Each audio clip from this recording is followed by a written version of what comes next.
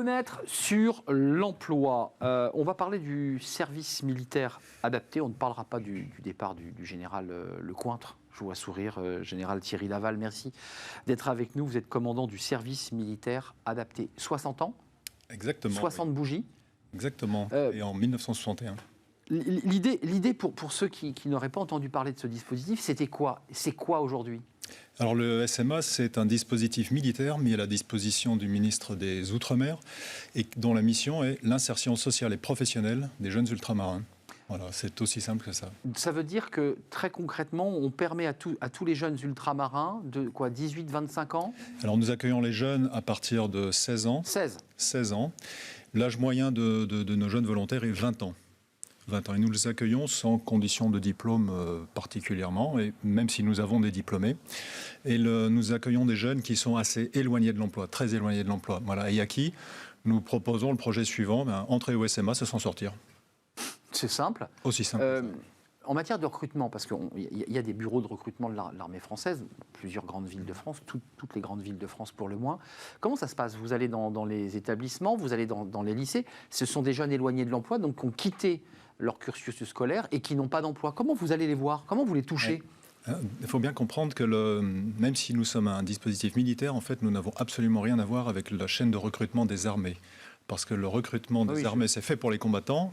Nous accueillons des jeunes qui vont faire, c'est du social, sous statut militaire, un parcours de, en moyenne 8 mois, de 6 à 12 mois, et dont la vocation est de trouver un emploi dans le secteur civil, le secteur marchand. Voilà. Et donc pour ça, nous les recrutons nous-mêmes, et avec nos partenaires, en nous appuyant sur les mairies, les communes, les entreprises, tout le maillage territorial pour recruter nos 6000 jeunes par an. Concrètement, ils rentrent dans ce cursus de 8 mois. Qu'est-ce que vous leur apprenez? Parce qu'on le sait, l'armée, c'est la discipline, l'ordre, le respect des consignes. C'est parfois ce qui manque un peu aux jeunes. On ne se lève pas forcément le matin, on va pas. Ça recadre quand même l'individu. Vous êtes en train de décliner nos 5 règles d'or. Voilà. Le matin, je me lève, je suis à l'heure, en tenue, je travaille en sécurité, en équipe, et je me respecte d'abord mes camarades et mes chefs. C'est ça. Voilà. Ça, c'est les 5 règles. Nos 5 règles d'or, voilà, c'est le B.A.B.A. C'est la base. C'est ce qu'attendent en fait les chambres d'entreprise. C'est pour ça qu'ils viennent chercher les jeunes chez nous. Juste comme ça, parce que le SMA est méconnu. Et c'est important qu'on en parle sur ce plateau.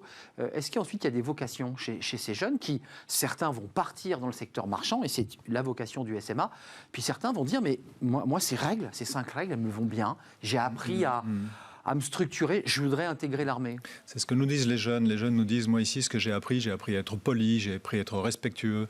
Et les jeunes s'insèrent à plus de 80% sur leur territoire, dans l'activité marchande. Voilà. Et nous ne sommes pas une chambre de recrutement pour les armées, mais nous n'interdisons pas non plus à un jeune qui aurait envie de poursuivre une carrière militaire de le faire.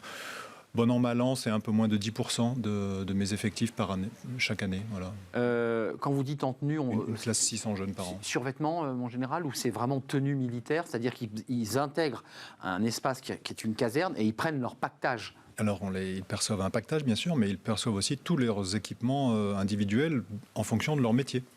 Voilà. Donc, je suis dans la tenue du métier que j'ambitionne d'exercer. C'est-à-dire que dans le recrutement, dans la rencontre que vous avez dans un premier temps avec les recruteurs, ceux qui vont les faire rentrer, on leur demande, tu vas être peintre?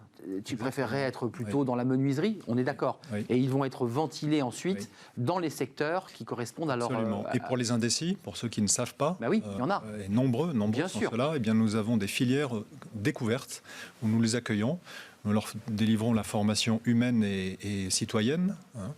Et puis après, nous allons leur montrer les différents métiers possibles. Et là, les déclics s'opèrent et ils choisissent leur filière et après, ils s'engagent sur leur formation professionnelle. Sans langue de bois, mon général, combien de jeunes abandonnent en cours de route?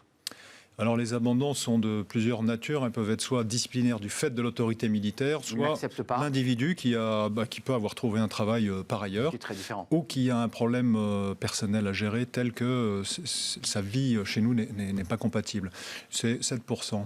C'est un petit 7%. Donc c'est un très bon chiffre. C'est très raisonnable, oui, c'est très raisonnable que je mets au regard des plus de 80% d'insertion de tous ceux que nous conservons. La promo SMA, la nouvelle promo, elle démarre quoi, en septembre? En fait, c'est en permanence. Tous les mois, j'ai des recrutements roulants. Et qui viennent nourrir. Dans certains mêmes régiments, sur certains territoires, j'ai des recrutements tous les 15 jours.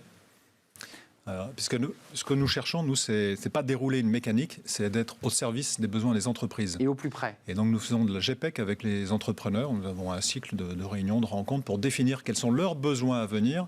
Et nous sommes capables d'ouvrir très rapidement des filières professionnelles. Par exemple, une entreprise veut se développer, il lui manque une quinzaine de conducteurs transport en commun. Eh bien, on va mettre en place la formation, le recrutement, un emploi sécurisé quasiment, et puis la mécanique tourne et se renouvelle sans cesse. C'est passionnant parce que la boucle est bouclée avec le début de notre émission. Je ne sais pas si vous étiez présent, mais on avait un ancien officier de marine qui s'occupait de la gestion de crise et il nous disait que l'armée, une de ses forces, c'était la planification. Et l'adaptation. Et l'adaptation pour répondre aux besoins, et ça marche. Marché des entreprises. Combien de jeunes là, concernés au total 6 000 par an. 6 000 par an. 6 000 par an répartis sur 7 territoires, sur les 3 océans des territoires d'outre-mer. L'action sociale d'intégration et de formation vers des emplois pérennes de ces jeunes qui ont été pris en charge et remis un peu droit, quoi, un peu sur leurs jambes. Remis en réalité sur leur véritable potentiel. Sur leur réalité, leur vrai potentiel. Ouais, leur vrai potentiel, ouais. C'est quoi qu'on ait pu dire d'eux avant. Ouais, exactement, malgré l'image qu'ils avaient d'eux aussi d'ailleurs avant. Exactement, l'estime de soi, un facteur majeur. La confiance, l'estime de soi. Merci mon général d'être venu sur notre plateau. Thierry Laval, vous êtes le commandant du service militaire adapté SMA. Vous l'aurez compris, il marche évidemment avec le ministère de l'Outre-mer, dirigé par dans le ministre et Sébastien Lecornu. Voilà, qui exerce la tutelle sur le SMA. Double manette autour de ce SMA, ça fonctionne, ça crée de l'emploi.